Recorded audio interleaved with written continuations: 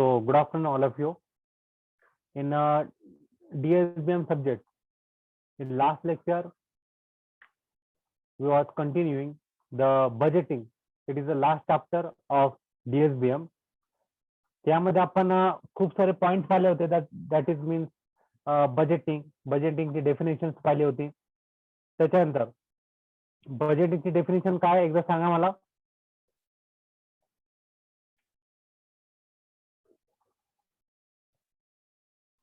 क्या डेफिनेशन थी बजटिंग की या बजट की. Budget is a written plan covering projected activity of the company for the definite period of time. बरोबर. तर याला काय म्हणतो आपण बजेट. आता बजेट हा 6 महिन्याचा पण असू शकतो, 3 महिन्याचा पण असू शकतो, 10 महिन्याचा पण असू शकतो, 1 वर्षाचा पण असू शकतो. ठीक आहे.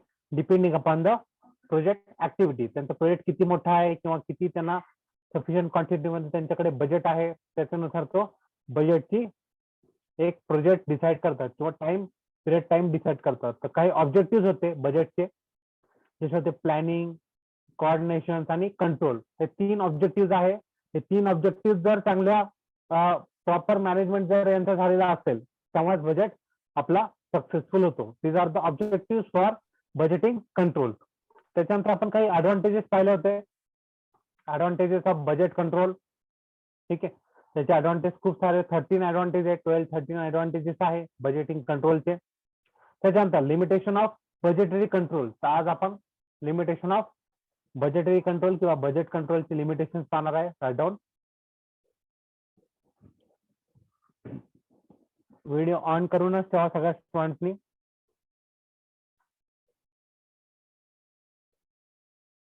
Limitation of budget control. काय काय लिमिटेशन्स आहे बजेट कंट्रोलची, त्याचे ऍडव्हान्टेज तर पाहिले आपण. ठीक आहे.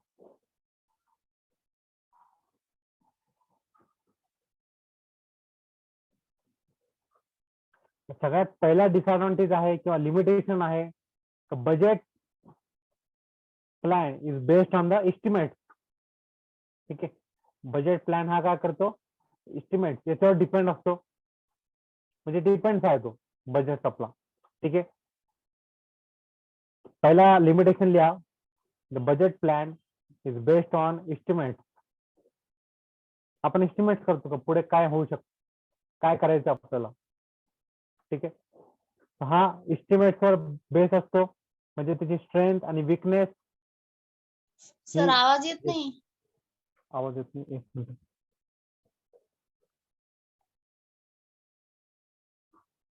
हॅलो, आवाज येतोय ना आता. Yes, sir. हा चालू. ठीक आहे. बजेटचा जो प्लॅन आहे तो कशावर डिपेंड आहे, एस्टिमेट. म्हणजे त्याचे जे स्ट्रेंथ आहे किंवा विकनेस आहे याच्यावर तुमचा बजेट प्लॅन डिपेंड असतो. एस्टिमेट म्हणजे स्ट्रेंथ आणि त्याची विकनेस याच्यावर काय असतो तुमचा बजेट प्लॅन बेस असतो. ठीक आहे. सेकंड लिमिटेशन आहे, आता बजेटेड जे प्रोग्राम्स असतात, ठीक आहे, त्याच्यामध्ये चेंजेस आपल्याला करावे लागतात. The changes made in the budgeting program. तर बजेटिंग प्रोग्राम फॉर एक्झाम्पल मागच्या वर्षीचा असेल तर यावर्षी आपल्याला बजेटिंग प्रोग्राम चेंज करावा लागतो. कंटिन्युअसली तो चेंज करावा लागतो. हा एक लिमिटेशन झाला. ठीक आहे. तर फॉर एक्झाम्पल मागच्या वर्षी एक नवीन मॅनेजर होते आणि यावर्षी नवीन मॅनेजर आले, तर यावर्षी त्यांना नवीनच एक बजेटरी प्रोग्राम किंवा त्याच्यामध्ये चेंजेस त्यांना करावे लागतील. का चेंजेस करावे लागतील, कारण बजेटरी प्रोग्राम हा कंटिन्युअसली चेंजेस होणारा प्रोग्राम आहे. ठीक आहे. सेकंड पॉइंट आहे change made in a budgeting program continuously. जे पण चेंजेस आहे ते अडॉप्ट करावे लागतात दरवर्षीचे. ठीक आहे. त्याच्यामुळे तुमचा बजेटिंग प्रोग्राम किंवा बजेट हा सक्सेसफुल दिशेने जातो. थर्ड आहे it is alone sufficient to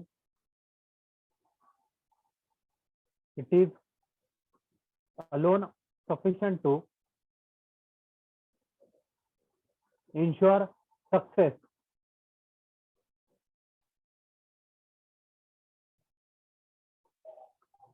It is alone sufficient to ensure success. जर सक्सेस व्हायचा असेल तर हा बजेटिंग कंट्रोल हा खूप सफिशियंट आहे. पण बाकीचे जे जे ग्रुप्स असतात किंवा बाकीचे जे मॅनेजमेंटचे जे ब्रांचेस असतात, ठीक आहे ना, जसे आपल्याला माहिती आहे पॅकेजिंगची ब्रांचेस असेल किंवा मॅन्युफॅक्चरिंगची ब्रांचेस असेल, क्वालिटी कंट्रोलची ब्रांच असेल, तर हे सगळे या बजेटिंग प्रोग्रामच्या हिशोबाने चालावं लागतात. तर याच्या हिशोबाने जर चालले नसतील किंवा याच्या डायरेक्शन नुसार जर चालत नसतील बजेटिंग कंट्रोलच्या नुसार, हे सक्सेस होत नाही. म्हणून it is alone sufficient to ensure success of the business. ठीक आहे, हा एक थर्ड लिमिटेशन झाला. फोर्थ लिमिटेशन लिहा. It does not take place of management.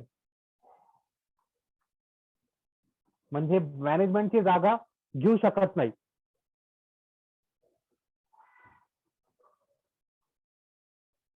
ठीक आहे ना, हा बजेट कंट्रोल जो आहे तो मॅनेजमेंटची जागा घेऊ शकत नाही. म्हणजे हा एक त्याचा लिमिटेशन झाला का बजेट कंट्रोल हा फक्त मॅनेजमेंटची जागा घेऊ शकत नाही, है ना. मॅनेजमेंट हा वेगळी ब्रांच आहे आणि तुमचा बजेट कंट्रोल हा वेगळी ब्रांच आहे. मॅनेजमेंट मध्ये खूप सारे टूल्स असतात ते रेग्युलेटरी फॉलो करावं लागतात, जर बजेट कंट्रोल नसेल तरी पण.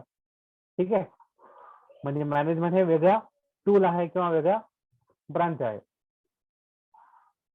फोर्थ नंबरचा लिमिटेशन झाला, it does not take place of management. ठीक है, उसके बाद फिफ्थ नंबर का लिमिटेशन झाला operating budget. Operating budget becomes costly. Operating budget becomes costly. आता ऑपरेटिंग बजेट जर कॉस्टली असेल तर स्मॉल जे इंडस्ट्रीज असतात, जे लहान लहान इंडस्ट्रीज असतात, ते अफोर्ड करू शकत नाही. हा जो बजेट कंट्रोल आहे याचा जो प्रोग्राम असतो रूल्स अँड रेग्युलेशन, तर त्याचा ऑपरेटिंगचा बजेट कॉस्टली जातो. त्याच्यामुळे स्मॉल जे इंडस्ट्रीज असतात ते काय करतात, हे अफोर्ड करू शकत नाही. So these are the limitation of budget control. हे 5 लिमिटेशन याचे होते. कोणकोणते होते एकदा सांगा मला. Budget plan is based on estimate. Second, changes made in budget program. And third, it is alone sufficient to ensure success. Fourth, it does not take place of management. And fifth, operating budget become costly. बरोबर, हेच तुम्हाला exam मध्ये लिहायचे किंवा तुम्हाला तुमची MCQ ची exam जसे होईल तर त्याच्यामध्ये क्वेश्चन विचारला जातो का बजेटिंग प्रोग्राम किंवा budgeting control not take place of, मग त्याच्या पुढे मग तुम्हाला काही ऑप्शन दिले असतील तर त्याचा आन्सर असेल मग मॅनेजमेंट, है ना. असे क्वेश्चन तुम्हाला एक्झाम मध्ये विचारले जाऊ शकतात. त्याची मी तुम्ही व्हिडिओज पण शेअर केलेले आहे, तुम्हाला व्हिडिओची लिंक ढाके मॅमनी पण शेअर केलेली आहे. तर तसे व्हिडिओ मध्ये जे एमसीक्यूज आलेले आहे त्याप्रमाणे तुम्हाला एक्झाम मध्ये एमसीक्यूज, फायनल एक्झाम मध्ये एमसीक्यूज येऊ शकतात. ठीक है, ये होगा लिमिटेशन ऑफ बजट कंट्रोल. और उसके बाद लिखो requirement of effective budgeting. Requirement of effective budgeting. जर इफेक्टिव्ह बजेट जर आपल्याला पाहिजे असेल तर काय रिक्वायरमेंट लागेल. तर 10 प्रकारचे रिक्वायरमेंट्स आहे, एक एक करून आपण बघू.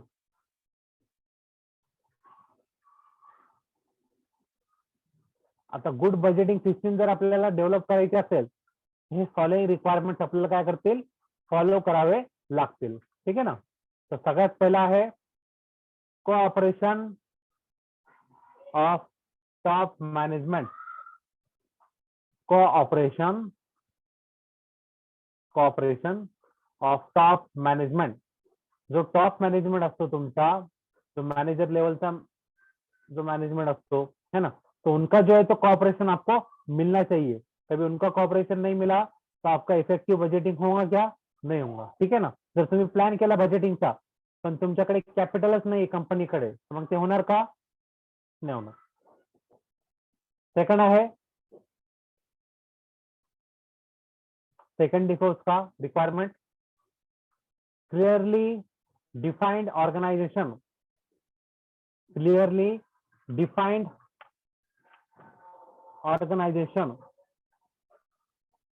Clearly defined organisation.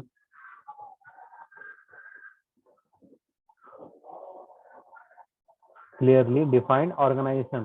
ऑर्गनायझेशनची जे जे बजेटची जी सिस्टीम्स आहे किंवा ऑर्गनायझेशन जसं आहे क्लिअरली डिफाईन पाहिजे.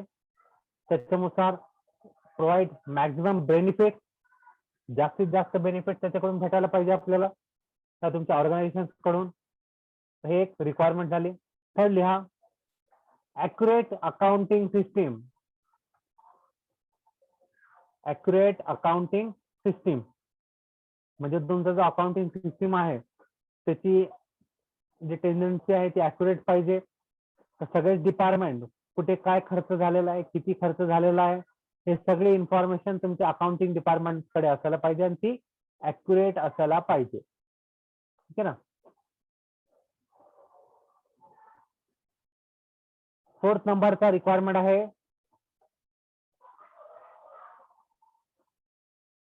NMBGS policy. NMBGS पॉलिसी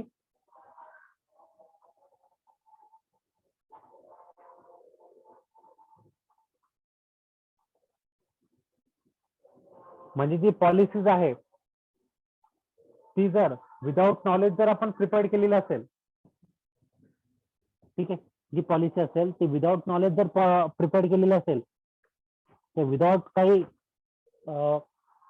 जजमेंटच्या हिशोबाने जर पॉलिसी बनवली गेली असेल तर त्याच्यामुळे तुमचा बजेट प्रोग्राम डेफिनेट होऊ शकत नाही. ठीक आहे. तर पॉलिसी तुमची चांगली पाहिजे. ठीक आहे. Unambiguous policy without the any doubt in the knowledge. Knowledge तुम्हाला फुलफिल असायला पाहिजे, क्लिअर नॉलेज त्याच्यामध्ये तुम्हाला असायला पाहिजे. ठीक आहे. आणि पॉलिसी पण क्लिअर वन डायरेक्शन मध्ये असायला पाहिजे. ठीक आहे. फिफ्थ नंबरचा आहे preparation bye responsible execution. Preparation bye responsible execution. Preparation bye responsible execution. हे पहा, बजेट जेव्हा परफॉर्म केलं जातं किंवा बजेट जे प्रिपेअर केलं जाते, रिस्पॉन्सिबल एक्झिक्युशन म्हणजे रिस्पॉन्सिबल जो पर्सन आहे ज्यांनी मागच्या वेळेस पण त्याच्यामध्ये भाग घेतलेला असेल, पार्टिसिपेट केला असेल बजेट कंट्रोल किंवा बजेट तयार करण्याच्या वेळेस, प्रिपरेशनच्या वेळेस, त्याच पर्सनला काय केलं जातं, पुढच्या वेळेस पण तो रोल दिला जातो. म्हणजे त्या पर्सनला एक्सपिरियन्स पण असतो आणि तो चांगल्या रीतीने ते रूल्स फॉलो करतो किंवा प्रिपरेशन बरोबर रीतीने करतो. 6 नंबर आहे constant vigilance. Constant vigilance.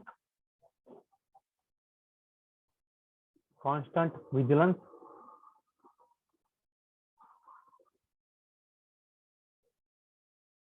Vigilance म्हणजे काय, वॉच करणे. ठीक आहे. विजिलन्स म्हणजे काय, वॉच करणे किंवा बरोबर काम चालू आहे का. जसं फार्माको विजिलन्स आपण पाहतो ना, जसं एक TCS आहे, टाटा कन्सल्टिंग सर्व्हिसेस, त्यांच्याकडे विजिलन्स असतो. म्हणजे त्यांची जे मेडिकल प्रोडक्ट आहे ते बाहेर जेव्हा जातात कोणत्याही कंपनीचे, तर कंपनी काय करते, विजिलन्स करते. विजिलन्स म्हणजे काय, त्याच्यावर वॉच करते कंपनीचे प्रोडक्ट मध्ये काही डिफेक्ट येत आहे का, एडवर्स इफेक्ट काही खराब येत आहे का, काही प्रॉब्लेम येत आहे का, है ना, याला म्हणतात विजिलन्स. और कुछ इसमें प्रॉब्लम्स आ रहे तो उसको करेक्टिव एक्शन लिया जाता है. त्याच्यामध्ये पण तसंच आहे. कॉन्स्टंट विजिलन्स म्हणजे काय, जो पण आपण बजेट प्रिपेअर केलेला आहे ते बाकीचे डिपार्टमेंट बरोबर फॉलो करत आहे का, खर्च जो आपण पहिले प्रिप्लॅन केला होता तर त्याप्रमाणेच खर्च बरोबर होत आहे का, है ना, किंवा जास्त होत आहे, त्याच्यामुळे मग आपल्याला पुढे इफेक्ट होऊ शकतो. कमी पैसा त्याच्यामुळे मग आपल्या बजेटमध्ये राहू शकतो. तर याला काय म्हणतो आपण, कॉन्स्टंट विजिलन्स. याला विजिलन्स म्हणजे काय, कॉन्स्टंट वॉचिंग. त्याच्यानंतर 7 नंबर आहे बजेट कमिटी. Budget committee. आता बजेट कमिटी जी असते तर बजेट कमिटीमध्ये वेगवेगळ्या डिपार्टमेंटचे लोक असतात. जसे फॉर एक्झाम्पल बजेट डायरेक्टर असतो, लिहून घ्या. बजेट कमिटीमध्ये कोण कोण असतात, ते असतात बजेट डायरेक्टर, एक असतात CEO. CEO म्हणजे चीफ एक्झिक्युटिव्ह ऑफिसर. CEO म्हणजे चीफ एक्झिक्युटिव्ह ऑफिसर.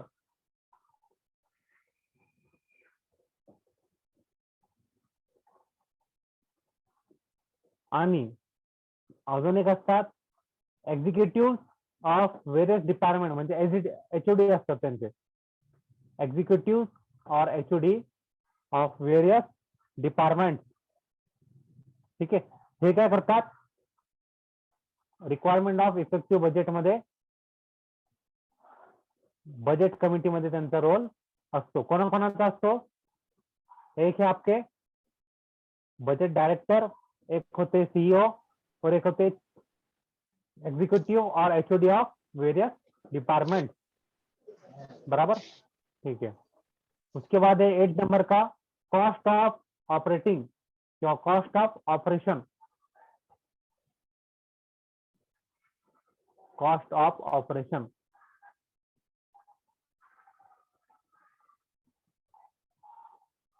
हे पहा, आता कॉस्ट ऑफ ऑपरेशन जे पण बजेट डिसाईड केलं जातं, फॉर एक्झाम्पल 10 लाख रुपीचं बजेट आहे, जर त्या कंपनीकडे तितकं बजेटच नाहीये तर मग तो बजेट प्रिपरेशन करण्याचा काही फायदाच होत नाही. ठीक आहे ना. तर मग कंपनीकडे सफिशियंट बजेट त्यांच्याकडे असायला पाहिजे कॉस्ट ऑफ ऑपरेशन साठी. बरोबर, बजेट कमिटीने जर बजेट पण प्रिपरेशन केलं असेल, बरोबर ऍक्युरेट बजेट प्रिपरेशन केलं असेल, पण कॉस्ट ऑफ ऑपरेशन त्यांच्याकडे असायला पाहिजे, एक्स्ट्रा मध्ये असायला पाहिजे. फॉर एक्झाम्पल 10 लाख रुपीज पाहिजे तर मग त्याच्यामध्ये 11 लाख रुपीज त्यांच्याकडे एक्स्ट्रा पाहिजे है ना. 1 लाख रुपये जास्त त्यांच्याकडे असायला पाहिजे. जर कमी जास्त बजेट होत असेल तर मग ते फुलफिल त्यांनी करायला पाहिजे. ठीक आहे. 9 नंबरचा आहे reasonably attainable goals. Reasonably attainable goals. reasonably attainable goals.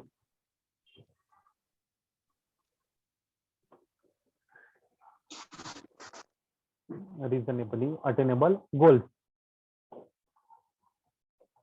आता जे गोल्स असतात किंवा जे त्यांचे टार्गेट असतात ते त्यांनी अटेन केले पाहिजे. ठीक आहे. आणि जास्तीत जास्त मॅक्झिमम त्यांनी गोल्स अटेंड केले पाहिजे. त्याच्यामुळे जास्तीत जास्त जे गोल्स अटेंड करतील त्याच्यामुळे त्यांना प्रॉफिट वाढत जातो. बरोबर. फॉर एक्झाम्पल त्यांचा बजेट कधी पण किंवा त्यांचा जो गोल्स असतो नेहमी ते लिमिटेशनच्या बाहेरच ठेवतात. म्हणजे काय होईल, फॉर एक्झाम्पल 100 टॅबलेटचा त्यांचा गोल असेल पर डे, तर ते 100 जो टार्गेट असेल तर त्याच्या आसपासच त्यांचा गोल असतो. ठीक आहे. त्याचे 95 टॅबलेट्स होतील एका दिवसात, पण 100 होणार नाही. पण त्याच्या आसपासचा गोल असतो ना त्यांचा, त्याच्या आसपासच त्यांचा गोल फुलफिल होईल. ठीक आहे. तर हा झाला रिझनेबली अटेनेबल गोल. लास्ट आहे continuous budget education. Continuous budget education.